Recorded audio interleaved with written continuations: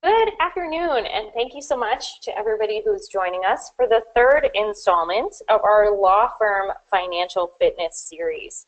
My co-presenter and leader of today's session is Mickey Deming of Kahuna Accounting, who has led the first two installments of this series. If you haven't been able to catch them, feel free to ask for the link, and I'll happily share that with you. But the first two sessions that we have presented have led up to today, which I'm personally really excited about. Our topic is cash flow mastery, and how to get off of that feeling like you're on a roller coaster when it comes to the cash flow of your business. As our businesses grow, and even at certain times of the year where we're getting more cases than we would in some of the lower seasonal months, it can be difficult to manage that balance between growing expenses and increased cash flow, and then also vice versa. How do you spread that out so you have some stability throughout the rest of the year as well? So Mickey, thank you so much for sharing all of your knowledge, and this has been a great series up until this point, and I know today will be as well. So thank you. I'm excited about this. I'm so appreciative that you have put this together and that we've had 3 sessions on accounting, which is probably a record. I don't know if anyone's ever even tried that before. It's persistence and dedication to get it done. I just get to show up and learn. You're the one who has to put all this stuff It is good. together. No, and this one, you're right. This one will be the most interesting, I think, and the most, I think, that you can take something from and have it impact you right away. And I do enjoy the subject of cash flow, just because when we talk about, and I'll get into this into the session, but for most people, and I'm sure this is the same for you, Chelsea, or people you talk to, like when you think of accounting, what comes to mind? Like what do you, is the first thing you think about? Well, one major shift that we've talked about is when you first think about it, whether it's in college or if you have your own business, it's money in, money out. Mm-hmm. Right? Like credits and debits, and what more do you really think of? And then you start really looking at your business when you want to grow it, and you start nurturing it as like looking at those financials like a CEO of projections. And I love the analogy that you give in that numbers tell a story, Mm-hmm. right? And what is your story, and where is it going to, how does this movie end? And it's kind of, Right. and when you really start to shift from a money in, money out mindset to a proactive, forward thinking, learning from the numbers and growing as a business owner based on numbers, then things get really exciting, which is what a lot of today, and the sessions leading up to today have talked about. Yeah, exactly. No, yeah, when you think of accounting, you normally think spreadsheets and numbers and decimal points and all these things that are just boring and annoying and frustrating. But Advil. yeah, it's just like we don't like it. We don't want to talk about it. And when you think about cash flow, the reason that this is kind of the ending point here is because really in anything that you want, when you started your firm, you wanted something. You were hoping to get something. You had a vision in mind, and it could be so many different things. But whatever that is, cash flow is going to make the difference of whether or not you get to that point, or whether or not you are even able to make this business operate long enough to work. And your accounting is really what points to where the cash flow is, how to create more of it, and how to find what produces cash flow. And so that's what we're going to get into today. And so we pretty much covered the whole thing. So no, but that is a good intro. So I'm going to get into it, and we're going to talk about cash flow. So just to kind of set the stage for what to expect, we're going to get into some of the myths and some of the reasons why we do hate accounting, and why those problems that we just talked about, why they exist, and why it's so difficult for most, not only attorneys, but really entrepreneurs in general. So today I'm going to walk through how to have an accounting system that you don't hate, and it actually helps you grow your firm and achieve your goals. So we all have goals, we all want growth. A lot of times that is not used in the same sentence with accounting. Those are like two totally separate concepts. Like I'm trying to grow and achieve goals, that's more of my, marketing and sales and serving my clients and things like that. Accounting is just this annoying thing that I have to deal with just to get my taxes done. So we're going to talk about how your accounting actually can can make a difference in that. Chelsea did a great job of kind of introducing me, so I'll go through this quick. I am the Director of Business Development at Kahuna Accounting, and Kahuna, just a bit about us, we work primarily with law firms, and we work with attorneys all over the country, and our primary role is to be their virtual bookkeeper, accountant, CFO, everything all into one. We don't do taxes. We handle the day-to-day bookkeeping and reporting, everything that I'm going to talk about today to help law firms simplify this accounting challenge that so many are dealing with and make it easy. And so we, in doing this and having these conversations, everything I share with you today is not going to be from the perspective of I'm an accounting guru and I'm going to tell you all the things you've done wrong. It's going to be from the perspective of someone who has heard again and again and again the same common challenges, the same common frustrations, the same issues that are playing out, and also have seen people, attorneys, law firms, get to the other side of it and start to have some clarity, start to have real control over their business by seeing their numbers. And so I'm going to just talk through stories and examples from what we've seen at Kahuna in working with this exact situation. So I want you for a second just imagine this world, because I know, like Chelsea and I have said, accounting brings baggage, it brings certain preconceived notions, and in order for this session to work and for you to get value from it, we have to try to drop some of those preconceived notions, just have an open mind about what accounting could look like. And so I want to imagine this world, and it may seem like something that is a complete foreign concept, but at least for a second we can imagine what would it be like to never have stress or worry about tax season, to have tax season actually be a strategic part of your business where you can think through what went right, what went wrong, what could be adjusted, what could I do better to keep more money in my business next year versus what I did this year, and to have actually be something strategic rather than the process that it is for most law firms where it's just this stressful recapping the year, digging through transactions, trying to find receipts and documents and bank statements and things like that. Imagine having that just anxiety and stress completely removed from that process. Imagine having your finger on the pulse of where the business stands and where it's going. So knowing day to day, week to week, month to month, where exactly the business stands, how healthy it is, and having a good picture and vision and report of where it's going. What's it gonna look like a month from now or 6 months from now?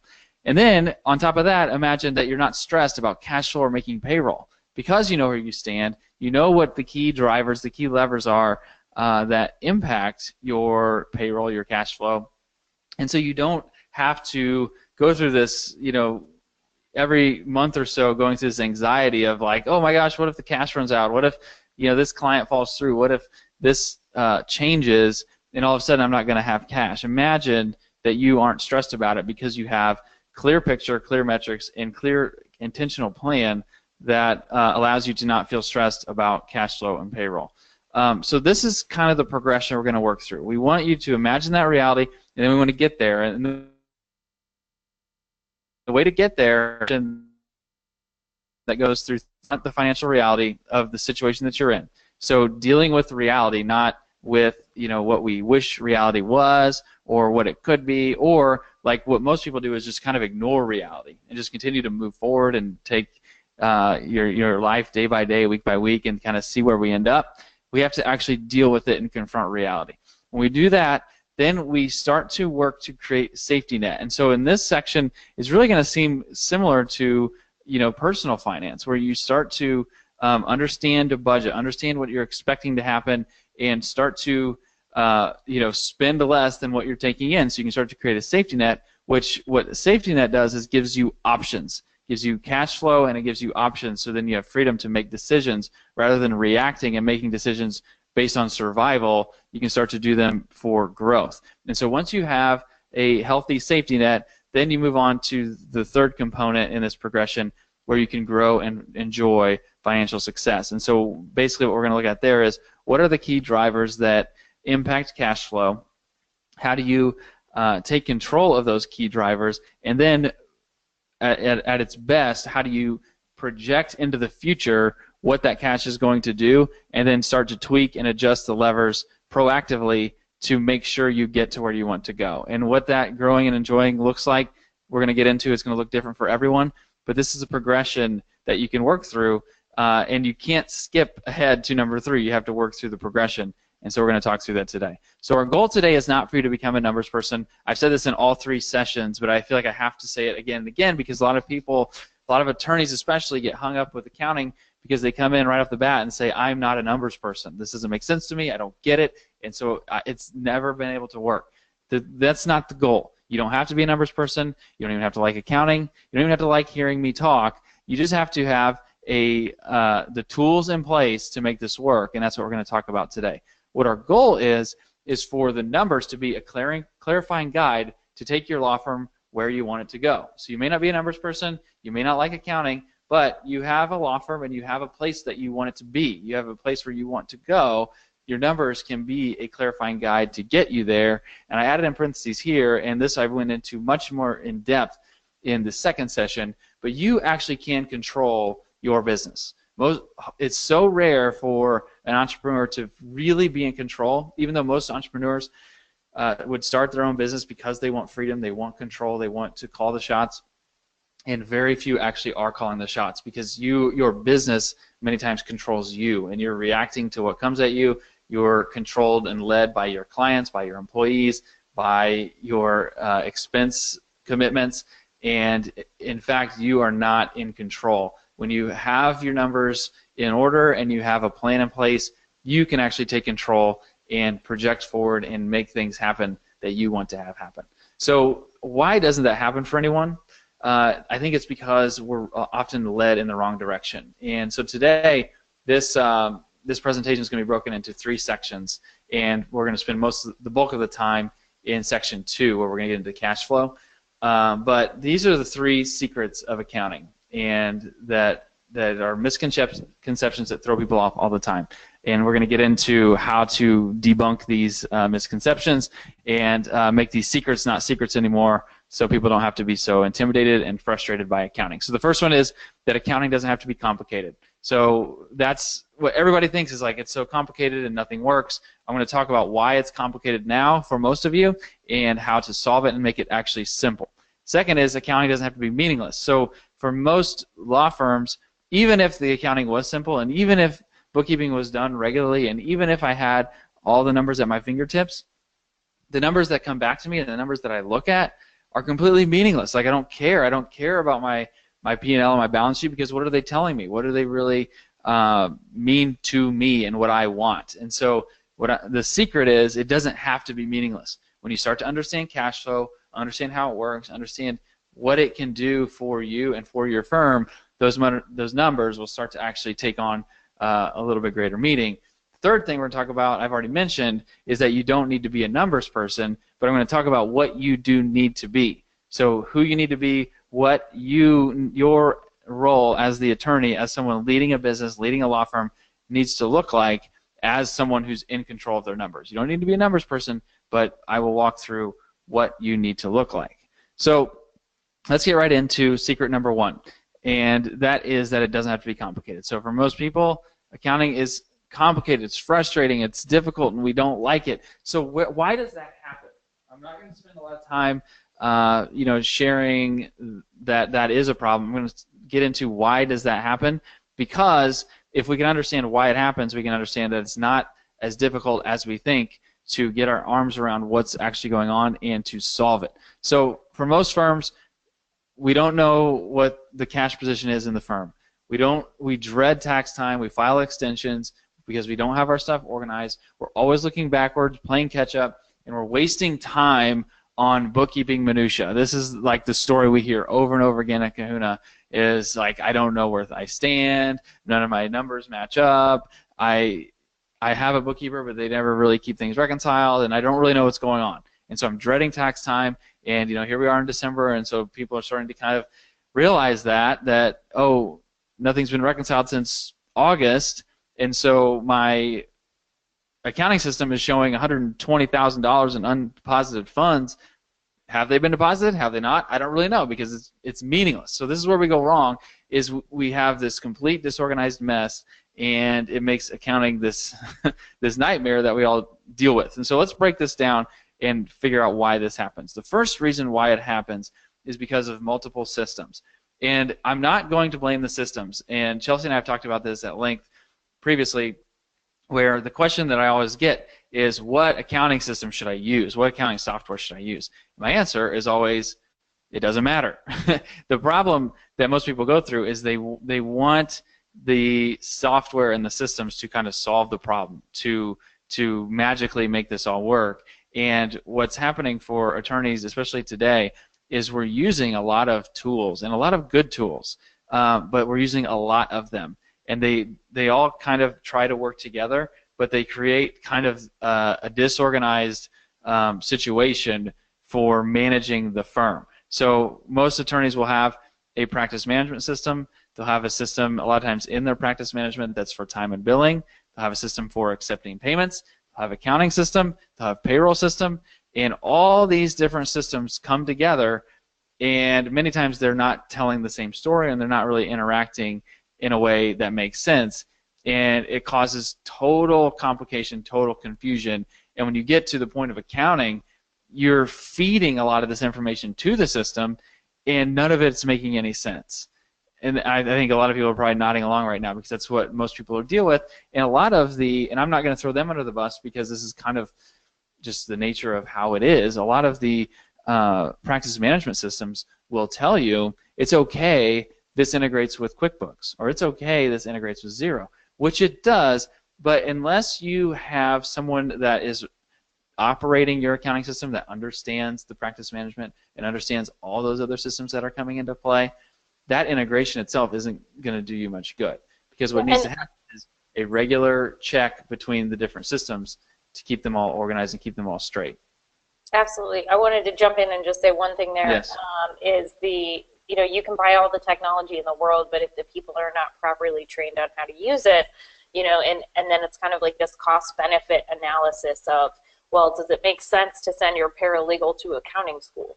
And it's if they're going to be the person that does that. So I see that same problem too. I mean, people come to me all the time with, I bought this, I bought this, I bought this, I bought this, and none of it is working. So exactly, it's so much more than just the tech. It's all of that training and really that time value assessment as to whether or not it's worth it to go through that.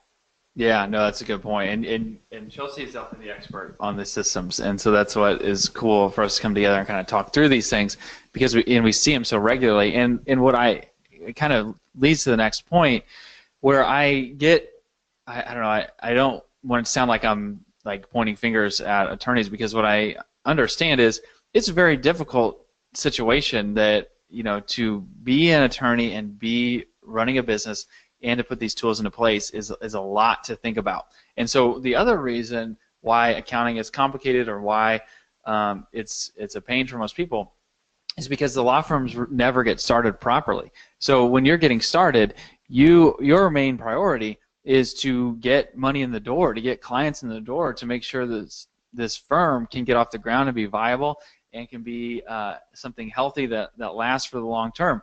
And so when we talk about these multiple systems, there's never a moment where you're going to sit back and just kind of talk through, what are all the systems, what should I have, what works best together, and what all should I start with. Most people you get one here, and you get one there, and you get one here, and you get one there, and you kind of just keep adding and adding and adding, and all of a sudden you have this whole situation with all these tools that don't work together because you never started correctly. And that manifests itself in an even stronger way when you look at the accounting side of it, because with accounting, nobody is thinking about accounting when they first start their law firm. Nobody. And I don't blame you. You shouldn't be. You're thinking about getting bills out, getting money in the door, and you should be doing that, and getting the money into the bank, which you should be doing that.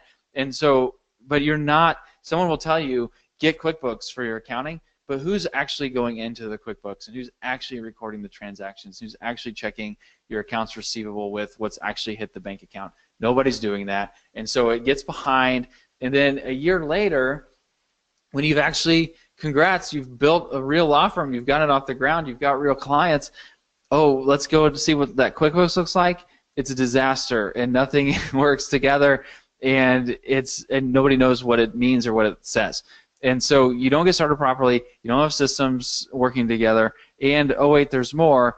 Anybody you try to have help you is speaking a completely different language. And so you'll take that broken, messed up QuickBooks system and whatever you have in from your billing, whatever you have from your bank account, and you'll throw it to a CPA, and they're just going to look at that and say, first of all, what's going on here? I don't understand it. And second of all, let me just do the minimum I can do to pull as much data as I can so that you can get your taxes done and we can both go our separate ways and we'll both be miserable and not happy. And so that CPA in that situation is not thinking about what are your goals, how profitable are you, what are you trying to do this year that you didn't do last year. And so you're speaking this completely different language.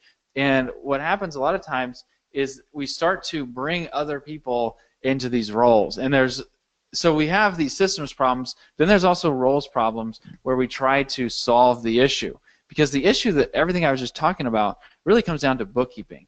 And there is a way to solve it that can be much, much simpler.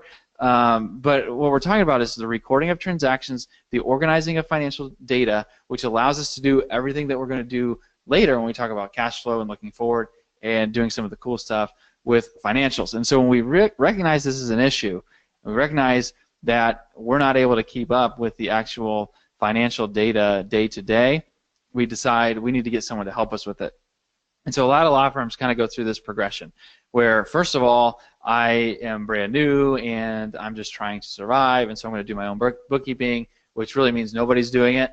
And then it kind of goes from there where maybe I'll bring my spouse in to do the bookkeeping, and then I'll have a paralegal that's helping me with legal work, and they're around and I'm paying them, so maybe they can handle the bookkeeping. And then you just continue to go down the line. I have an office assistant that wears about 20 different hats and answers the phones and works with clients. They can probably just handle the bookkeeping, and eventually I'm going to hire someone part-time to do the bookkeeping, but they may or may not have that experience or expertise in all these different systems. And so when you really think about the issues we have with these different systems, never getting started properly, speaking different languages, and then the different roles where people aren't really playing to their strengths, and you don't really have someone in that role that understands accounting, understands law firm accounting, understands trust accounting, understands your practice management system, it makes sense to answer that question, why is accounting complicated? Why do we all look at it and say, I have no idea what's going on, I hate accounting, it's miserable, I don't like it. In the other presentation I had a slide, it was called the recap of misery, I think, where I walked through kind of all the problems. I won't do that today because we've kind of hashed it out, but it is a mess. It is a lot to kind of bring together and deal with, and it's anything but simple. And so when we think about it, this is kind of our picture of accounting. It's like a blurry mess of spreadsheets and numbers that don't make sense, and even if I can see them, they're probably not right, and it's not helping me do what I want to do. It's this nagging pain.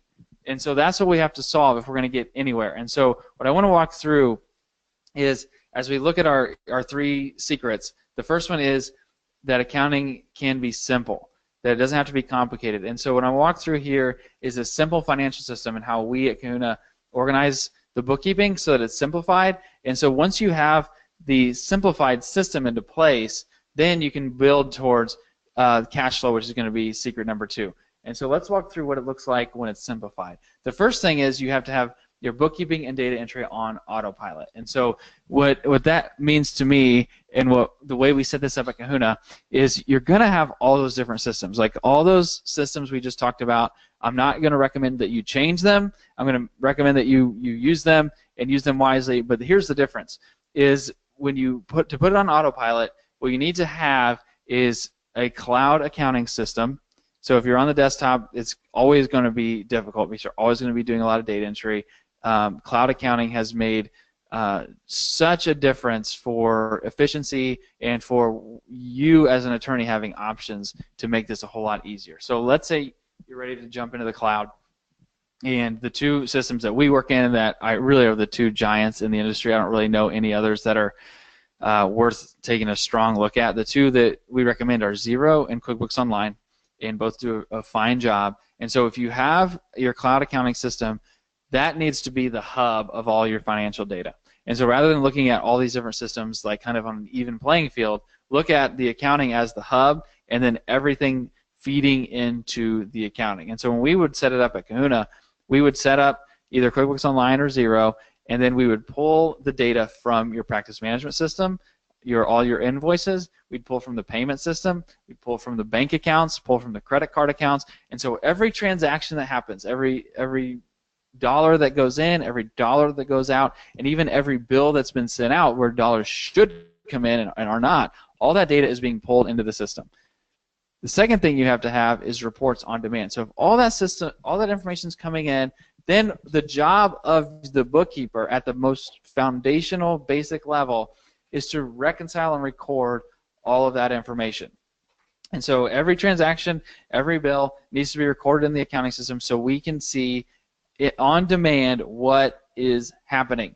Where is the money? And so what most law firms are dealing with is they have a practice management and they have accounting and they have a bank account, and all three are saying something different.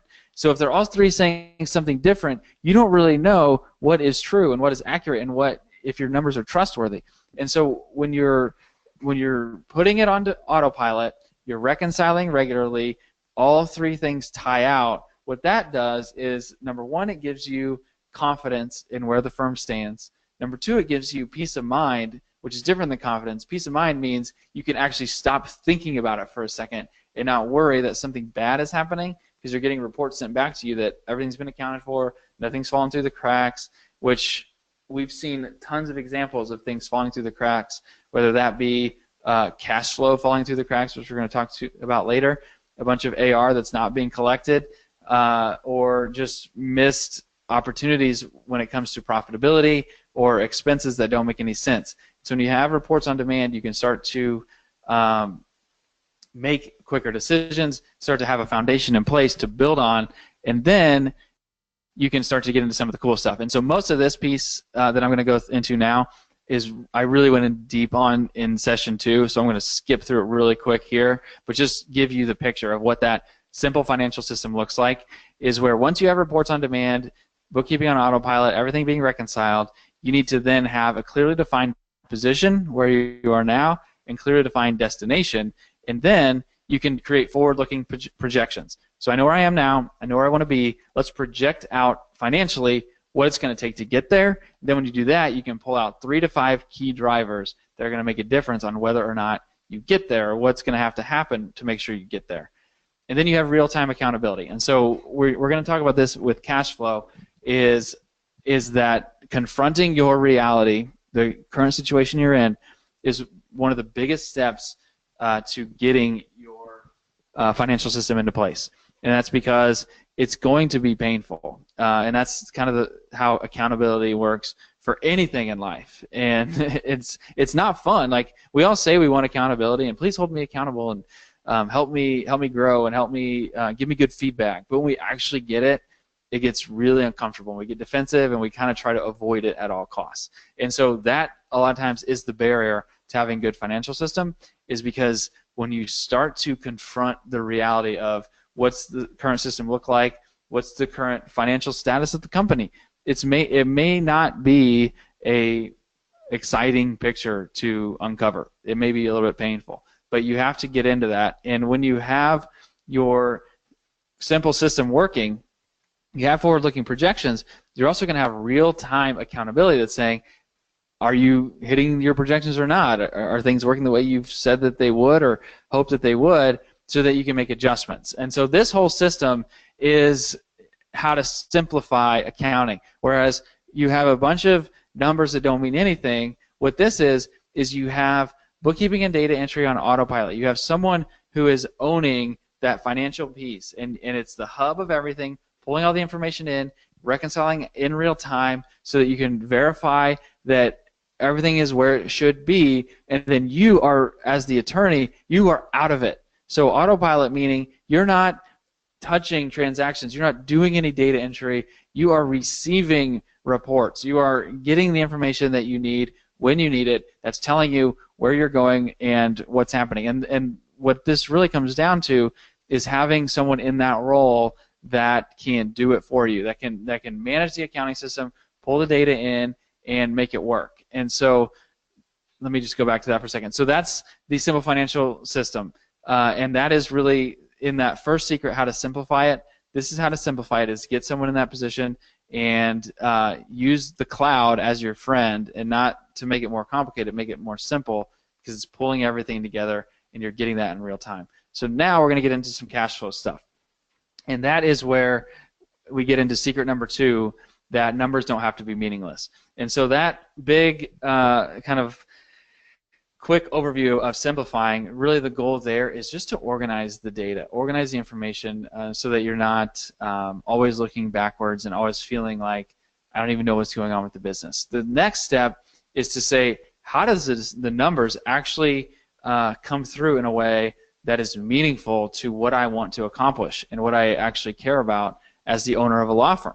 And so that's going to be secret number 2. And I'm going to go back to this slide because we already talked about confronting the financial reality. And so now what we're going to get into is creating the safety net and then growing and enjoying financial success.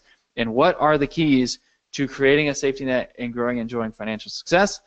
It is cash flow. It all comes down to cash flow. So first, confronting the financial reality. We already talked about that. You have to know where you are now. You have to confront the brutal facts. Once you've done that, start to ask discerning questions, and this will help in this process of confronting the reality of the situation. Some good questions to ask. How many months of cash do you have on hand right now? Like if revenue stopped coming in, you continued on with expenses, how long would you be able to survive? How long would that be able to last?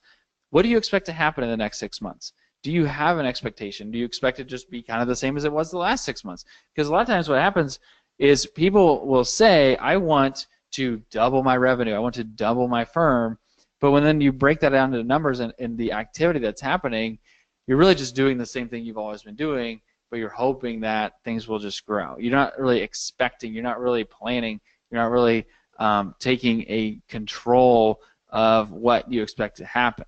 The other discerning question that we've already kind of wrestled with a little bit is how simple or painful has tax time been year after year? Is it something you dread?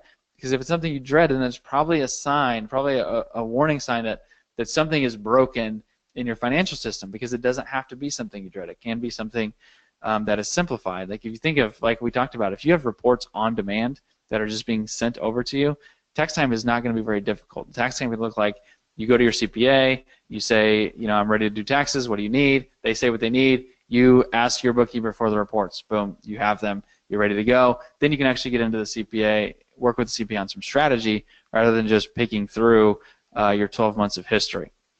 So now we're going to get into cash flow. So if you confront your financial reality, then you move on and you create this safety net and you grow and enjoy financial success. This is a quote from Philip Campbell, who's written 2 books on cash flow that are worth checking out. He's a friend of Kahuna, and he's actually, a lot of what you're hearing in this presentation is from things that I've learned and picked up from him and having conversations with him about this. He's all about cash flow. And so his quote is, your success in business will ultimately be determined by the degree to which you create and hang on to cash, in all caps. And one thing he will always talk about, and I think is important to bring up here, is sometimes we hesitate to talk about money. Like I feel like I'm focused too much on the money. I talk about cash and talk about producing extra money. But the reality is, what he's saying is, your success in business, no matter how you define that, has to do with your ability to create and hang on to cash. Even if you don't want to make a lot of money, if you want to give it all to charity, if you want to just build a great team and really invest in your employees, if you want to just create great client experience, all of that has to do with your ability to create cash, because cash is going to give you the ability to invest in those things, and it's going to ensure that you survive and give you a better chance to make those decisions. So here's some of the reasons why we're going to be focused so much on cash. Cash provides security. So we all know that you know, things can happen. Unexpected things can happen. Revenue can dip. Sales can slack off. Things can go wrong within your own team that you don't expect. Having additional cash flow gives you some options. It gives you some security, gives you a bit of a security blanket in case that happens. Cash also allows for growth. So as things start to go well and you're producing excess cash, as you grow more, and this is something that a lot of people don't understand, growing a business actually takes up a lot of cash because you have to kind of hire ahead of your growth, if that makes sense. So you can't always just outgrow and then hire, because typically it takes time to ramp up an employee, and so you've got to hire ahead of your growth. And so you've got to have cash to be able to do that. Otherwise, you're always going to be behind or always be on this seesaw of growth and then stop, and then growth and then stop, that's what we want to avoid. So we want to produce enough cash that we can be ahead of the growth and continue to multiply the growth.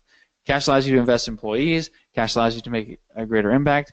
Cash, and this is one that comes up a lot in the conversations that I have, having cash allows you to take more money home. So again, when we talk about growth, a lot of attorneys will say, I want to grow, or I want to grow my revenue. But I've had this conversation many, many times where you will have a tremendous amount of revenue growth and growth in the firm, and the amount of money that you actually take home to you and your family and to yourself ends up being the exact same thing. Because what happens is, as you grow and have more revenues, you also have more clients, you also have more costs, you have more employees, you have more administration, and sometimes your cost keeps the exact pace with your growth in revenue, and it makes no difference whatsoever in terms of your profitability or in what you're actually taking home. And for most people who are leading a business, they have this little problem where they take care of themselves last. So I take care of everything else, make sure all my expenses and obligations are taken care of, my employees, and then whatever is left, then I will kind of decide for myself what I should take for me and what I should leave into the business. And so when you can produce excess cash flow, you can actually game plan for paying yourself what you should be paid, and making sure that you are able to take money out of the firm for yourself, which you're earning by creating this value. And so as we move through this progression, all of these things we're talking about, this ability to create the safety net, grow and enjoy financial success, and then invest it in however that you feel you need to, which is going to look different for everybody. Some people want a really cool workspace. Some people want to double down on what's working and build this massive firm. Some people want kind of a lifestyle business with more freedom, more time. All of those things are tied to your ability to build and keep cash flow. Because if you run out of cash, your business fails, or you react and you don't make decisions based on what you actually want, you make them based on surviving and reacting. And so it's all about cash flow. And so what we're going to talk about now is just some quick tips. This is not going to be a comprehensive deep dive on cash flow, but we're going to get into some quick things that you can do that will help with cash and breathe financial life into the business. And so there's really going to be three pieces here. The first one is understanding profitability metrics, and this is really going to get into some sales and marketing stuff that I know Chelsea would probably be really excited about. We're going to talk about what do you think about that, Chelsea? I can jump in whenever you're ready. Yeah, we could do that like an hour probably, just on. Well, and just one thing in here that I just wanted to throw in is that when you have a handle on your cash flow and the profitability metrics, we both talk a lot about how you look at every case fee that comes in, and you can finally start carving out, okay, a percentage, whether it's 10% or 20% of every single case should fuel marketing, should fuel growth, should fuel that budget for the new workspace. And that's really where you start to see firms, see that explosive growth because they're able to manage their cash flow enough to where they can carve out 10 to 20% of every case. People ask me all the time, what should my marketing budget be? What's your cash flow?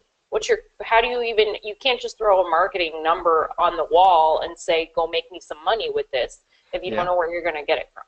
That's so good. So I'll ask you, because you talk to a lot of firms about marketing more than I do. How many have a defined understanding of cost of acquisition and marketing budget and what the goal is for that? Do you find that to be pretty rare? Most vendors don't have that. Right. So I would say maybe less than 10%. I would. And then you look at who those 10% are. Those are the 10% that are crushing their local market because they're using that number story to guide their business decisions. Yeah. And that's such a good point, because so when we get into this, and this is going to be so basic, we're not even getting into. I wanted just to get us thinking about this, because the cool thing about that is, going back to the accountability subject and the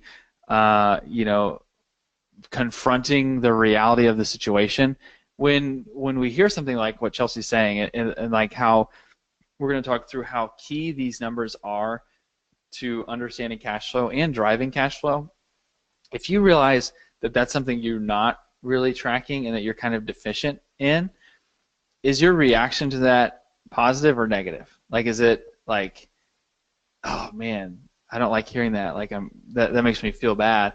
Because really, it should be a positive. Because if you're in business and you're running a firm and you don't know, then what type of opportunity is there to start to get into some of these things? Like, it's really a good thing to be, having your eyes open to some of these things. And it also, in a lot of cases, means that you don't have bad habits. Like, I've also met law firms that had a lot of success in, like, the 90s and the early 2000s that come to me and they're like, well, this is what my cost of acquisition should be. I'm like, yeah, before the internet matured, so it's like, you also have to, adjust, and that's one of the things that the numbers can tell you is that, now some law firms are starting to see an upswing in radio again when, at first, like when music, there are just like so many nuances of when you finally get a handle on your numbers, the little down to like the granular details that you can start measuring and watching.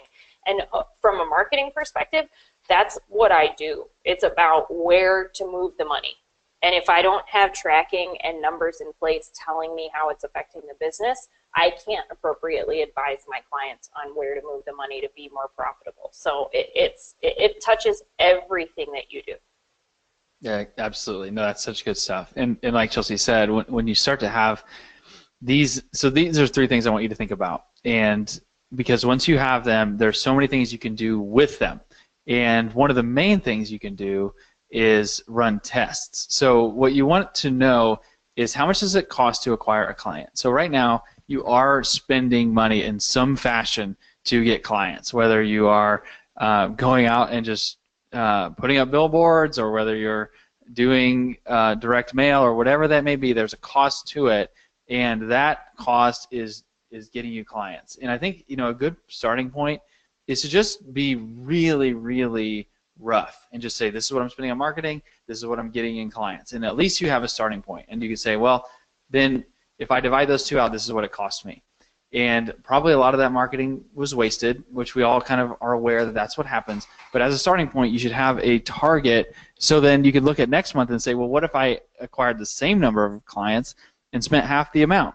Or if I had double the clients and spent half the amount. You can start to play with some of those numbers, and when you have numbers, you can run tests. And so you can say, if I am going to do this campaign and find out what it produces, I will know whether or not that campaign was a success or not. What did it cost to acquire clients in that specific campaign? Then you need to know, what does it cost to deliver your promise? So for law firms are set up in so many different unique ways now. Some bill by the hour, but then there's all kinds of different fee arrangements.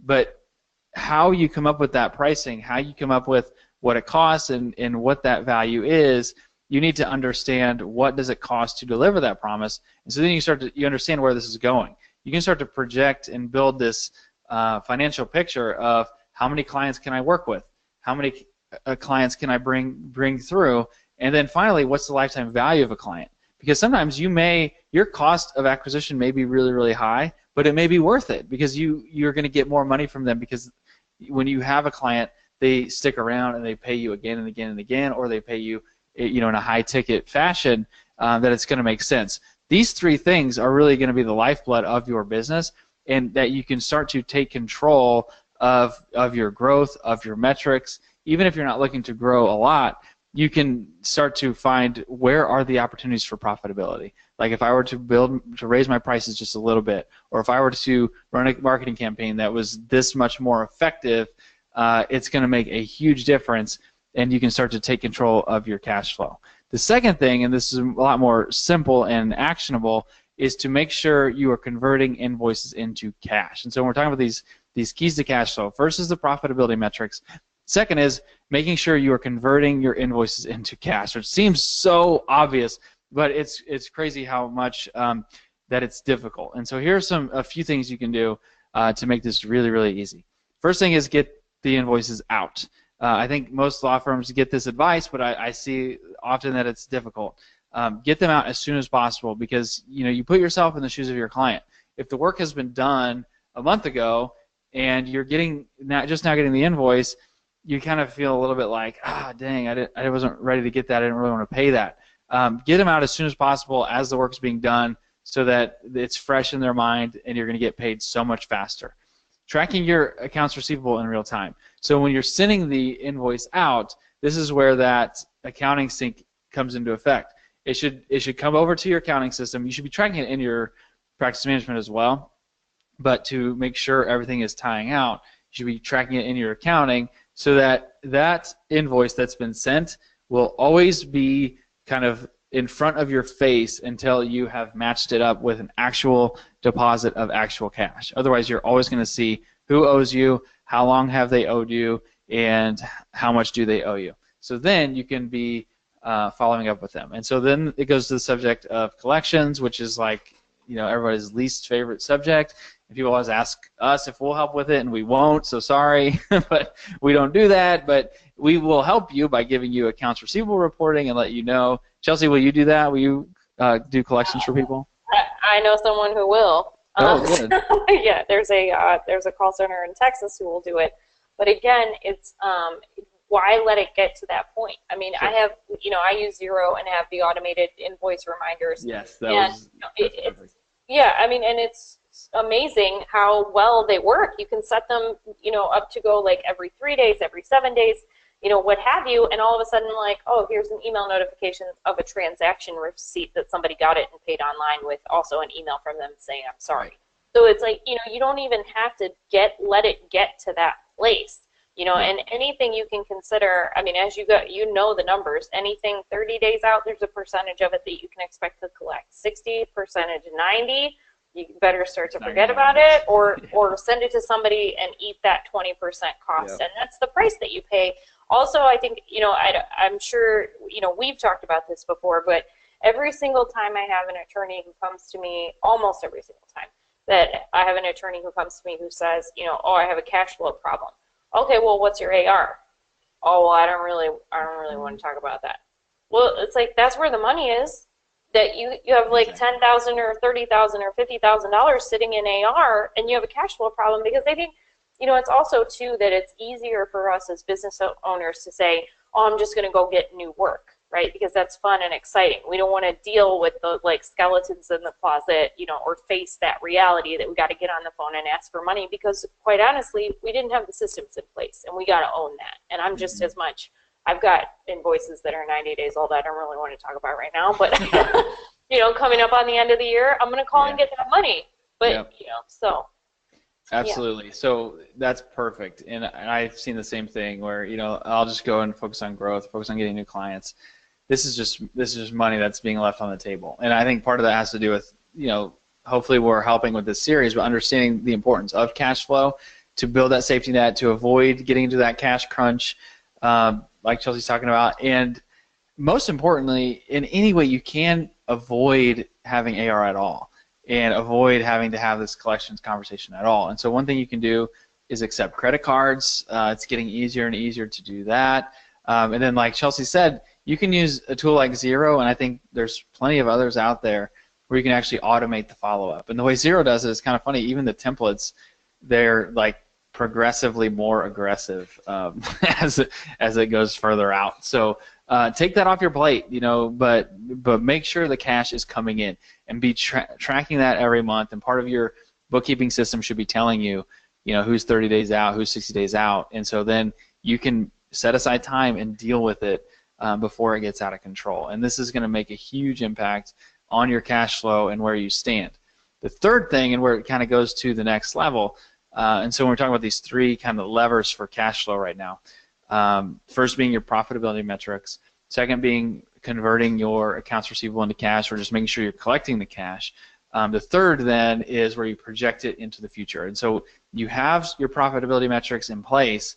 That's fine, where you can kind of assess a marketing campaign and say, did it work or did it not work, or what was the ROI on that? What's exciting is where you can take rough metrics and build out a budget and a budget forecast. And so you can actually look forward and say, here's where I am now, and here's where I want to be. And so when I look at those profitability metrics, this is how many clients that I think I can bring in. This is how much I think it will cost to support that many clients. This is how much I think it should cost to acquire that many clients. You can build out, you can see how this kind of comes together. You can build out in a very basic way, in a very simple way, when you have a good accounting system, what you think your 2018 should look like. And so it's not only building out what 2018 should look like in terms of revenue, because that's fine, but like we said before, what does that actually mean? Build it out in terms of cash flow. So in this calendar year, how much excess cash flow can my business generate? And if I'm looking back at the last 6 months and realizing, like, this is how many clients I brought on, and this is how much cash flow was generated, and oh shoot, it didn't really generate a whole lot, it all got kind of eaten up by the business, then now you can't do anything about that now. Like, that cash is already gone, it's already been eaten up. When you're looking forward in 2018, you can actually make changes and say, I personally want to have more money come back to myself and my family, or I personally want to have a bigger safety net so I can have more confidence and I can actually take a vacation and not freak out because I think it's all gonna fall apart if I take a break. So you can actually, if you want those things, project them out forward and take control of your cash flow, because I think it's very obvious to think when we're looking at cash flow and saying, how can we produce excess cash flow? The biggest way to do it is to actually think about it and actually build a plan to create it. Doing that alone is going to make a bigger impact on cash flow than any other thing, because that's going to lead you to actually being conscious about cash flow and actually looking at what is eating up your cash flow. And this is something your bookkeeper should be able to work with you on. And I know a lot won't, but they should, and to be able to look at your numbers and say, where is my cash going? What's happening to it? Maybe I need to raise prices. Maybe my marketing is terrible because I'm spending too much money. You should be able to pinpoint what's actually going on. When you first model this out, it's going to be very, very rough, but that is the starting point. And when you have the rough starting point, you can then make adjustments, you can make changes, and you can have that real-time accountability so that you make sure that this is what I said I wanted to have happen in this year. Now I'm going to make sure it happens. And if it's not happening from month to month, I can make changes, make adjustments so that it does. And so just to recap, think about what impact this could have on your business for 2018. If you were to get some really rough profitability metrics, you were to have a really good system so that you're not having a bunch of AR and you're actually keeping the cash flow in the business, and not just getting it and making sure that you get it, but getting it fast, because then you can use it and deploy it and have confidence in it, and then to actually project it into the future and make changes, make a game plan so you can take control of your business. What type of impact could that have? How much more cash flow could you generate in a year by taking this type of approach? And so now what you're doing is following this progression. And I think a lot of us are still at step one, where we've got to confront the financial reality, understand that, well, Chelsea and I were just talking about, is not part of my reality right now. So where am I? What's my current status? Where am I financially? Where's the cash going in my business? Then to build a profitability model, a basic profitability model where I know what it costs to get a client, to deliver, and to continue to repeat that, and so that I have a profitability model to produce cash flow, and then I can start to project that out to building the firm I want. It's not going to happen overnight, but it's also not going to happen by just stumbling into it. You're not going to just drift into the firm that you want. It's something that you can create and be intentional about, but you have to have a game plan, and you have to follow this progression kind of step by step. And so that's cash flow. And now when we get into number 3, it's going to be a lot quicker, but I think it's kind of going to summarize not only this presentation but the entire series. And we're going to talk about, what does the attorney look like who's in control of their financials? What does their day-to-day look like? What does their approach look like? Because going back to the very beginning of this whole thing, our goal is for numbers to be a clarifying guide to take your firm to where you want it to go. And I really believe that can happen. I've seen that happen for law firms who actually kind of see their business from a 10,000-foot view. They still practice law. They're not, just sitting back and looking at spreadsheets all day. They're practicing law, but they're getting reports sent to them that are telling them whether or not their firm is going to where they want it to go. And so how do you change that? And the whole title of this series was financial fitness. As we head into the end of the year, we head into January, we'll have New Year's resolutions, and a lot of times that's related to fitness. Like, what does it take to get healthier, make changes? For a lot of people, we want results, and so in order to get results, we kind of really quick change behavior. Like, why do New Year's resolutions not work? Well, it's because we haven't changed our thinking. To make a change, you have to follow a progression where you change your thinking, then you change your behavior, and then you get results that follow. If you go straight to a behavior, you're going to burn out because you haven't changed your mindset and your thought process. And so Tony Dungy is a football coach, but he's big on building habits and habits to create success. And so his quote that I really like here, and it helps us as we think about being a financial pro, is that champions don't do extraordinary things, they do ordinary things, but they do them without thinking, too fast for the other team to react. They follow the habits they've learned. And so when we go through all of these things that I've just been talking about, and we think about our relationship to accounting, which for most of us is a lot of pain, a lot of frustration, a lot of headache, a lot of anxiety, we're not just going to dig in and fix that ourselves. We have to create a system, we have to create a habit so that we can do these things without thinking, and so that we have habits that we're constantly knowing where the firm stands, knowing where our numbers are, and having these things taken care of without thinking, so that it's not just a series of tasks or things to think about. So what does a financial pro think like? What does the thinking look like? When you are the CEO of your law firm and building this into something successful, I believe you're goal-oriented, you're iterative, so you're constantly testing and making adjustments and testing assumptions, making changes that need to be changed. You're looking forward, not looking backward. As we've talked about, you're focused on the cash. The financial pro is always aware of their cash flow. What's going on with it? What are the big key levers that will impact it? And what are the things that have gone right or gone wrong with the assumptions that we've made on the cash flow? And then your numbers, and then so when you think then you act like a financial pro. And so you get your thinking different. You start to be the CEO of the company.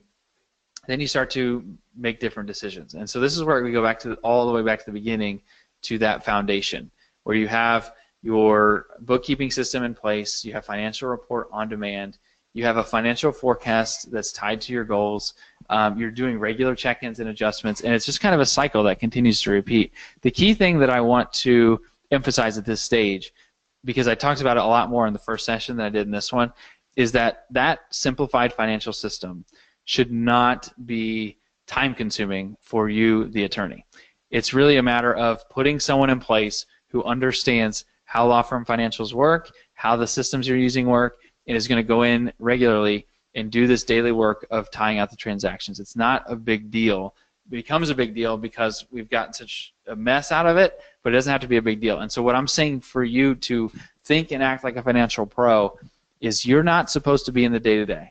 What you should be focusing on is getting clients, serving those clients well, and investing in your team and making sure that your law firm is healthy, focusing on growth, focusing on making your clients have a great experience.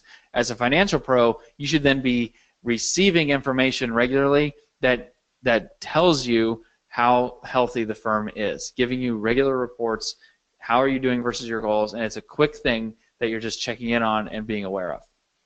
So how do you move on from here? We've covered a lot of ground in just this section alone, and especially if you take in the whole series. So, where do you go? What to do now? The first thing is to be brutally honest about your situation. So even if it's rough, even if it's you're not where you want to be, and you've kind of realized that, you've got to be honest about it, because if you're not honest about it, there's no way to fix it. Then define, where do you want to go? Where do you want to go in terms of what your financial situation should be, but also in terms of where do you want the firm to be. The new year is a perfect time to actually step out. I know we all get so caught in the day-to-day, especially if you're an attorney that's running a law firm and also serving clients. I get it. I mean, it's hard to actually see the big picture and be out of that day-to-day. Take this time now, as we head into the end of the year, to actually think at a high level. Where do you want to go? What do you want this firm to look like? Why did you start it in the first place? And are you happy with where things are going? Are they moving toward where you set out in the beginning?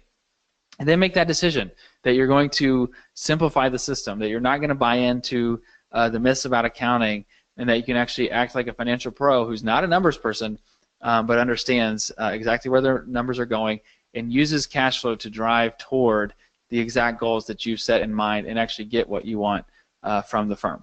So that's all I have here for this series. I'm very, very thankful for Chelsea to have me on. I want to invite you, as far as, as we talk about next steps, one thing my team at Kahuna is offering is a free year-end financial health check. And so what we'll do is have a quick conversation with you. It'll be very simple. You don't have to know your numbers or be an expert or have anything prepared. It's not going to be painful, but we'll really just talk through kind of what your current situation looks like and what your goals are for the firm. And then we'll give you a report back to you and let you know if we see any red flags or anything that could be adjusted or changed to get it back on track. We're happy to help with that. So you can go to this link, kahunaaccounting.com/LexTech, and then you will be able to fill out that form and get that scheduled. And we'll just have a conversation and talk through what we've seen other attorneys do, and it really can be simplified, and your numbers can actually be meaningful to helping you get to where you want to go. Yeah, thank you so much, Mickey. I encourage everybody listening to jump over and schedule that year-end financial health check. I know my business can use one just as much as everybody else's. Even if you think that you kind of have all your ducks in a row, there might be some areas where just even adding one report can give you some new perspective and make you more excited about your business. I know that one closing remark I have from this whole series is that it is absolutely amazing how much more excited and reinvigorated and motivated you are to go out there and make things happen and to get up every day and work on your business and growing it when you have clarity in your numbers. So Mickey, thank you so much for the hours and hours that you've shared with us over the last month. It's been awesome. We do have all the recordings available, which you'll get an email, all of our attendees will get an email about after this session concludes. So thank you so much for all of your time and for everybody who joined us. Absolutely. Thanks everyone for being in it. Thanks Chelsea for having me. I enjoyed it. It was a lot of fun for me. So yeah, same here. Thanks a lot. And happy holidays to everybody at the end of the year. Absolutely. See you soon. Thanks a lot. Okay. Bye. Thanks.